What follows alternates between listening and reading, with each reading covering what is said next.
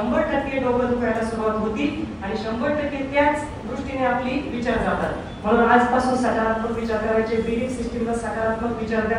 Belief system खूप महत्त्वाची असते आणि लॉ ऑफ अट्रॅक्शनने आज जर पाहिलं तुम्ही जगातल्या 1% लोकांकडे टोटल संपत्तीच्या 96% संपत्ती, 1% लोकांनी काय केलंय? लॉ ऑफ अट्रॅक्शनने पॉझिटिव्ह विचार दिले. यशस्वी लोक आनंदी असतात का? हो, आनंदी लोकच यशस्वी होतात. यशस्वी लोक आनंदी असतात. हे बिलीफ सिस्टीममुळे होत असतं. आपल्याला छोटंसं उदाहरण देईल तुम्हाला.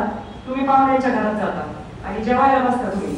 मग आता आपल्याला जेवताना कोणाला तरी भाजीमध्ये मीठ कमी लागतं.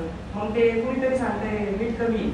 मग तुम्हाला कोणतरी सांगते तुमची मावशी कोण असेल, जाते तेवढं मिठाचं भांडे देऊन ये. मग तुम्ही जातानाच काय विचार करून जाता? बाई आता पाहुण्यांचं घर, मला तर मिठाचं भांडे सापडणारच नाही. मग तुम्ही तिथं जाता किचन ओट्यापर्यंत, इकडे तिकडे बघता, तुम्ही आता नाही सापडलं.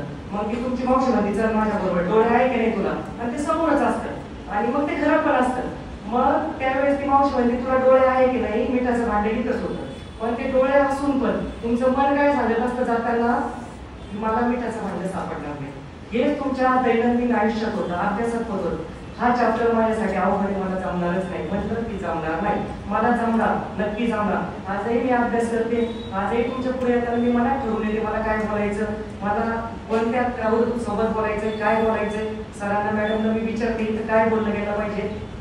त्याप्रमाणे प्रत्येक आयुष्यभर माणूस विद्यार्थी असतो. विद्यार्थी राहिला पाहिजे, ग्रहण केलं पाहिजे, शिकलं पाहिजे. आपल्याला शिकलेलं आपण इतरांना सांगितलं पाहिजे. जे जे आपणास ठावे ते ते इतरांशी द्यावे. शहाणे करून सोडावे सकलही जन. तसंच आपल्याला कळालं ते इतरांना सांगायचं. काही मुलींची ताशी टेंडन्सी असते, मला येतं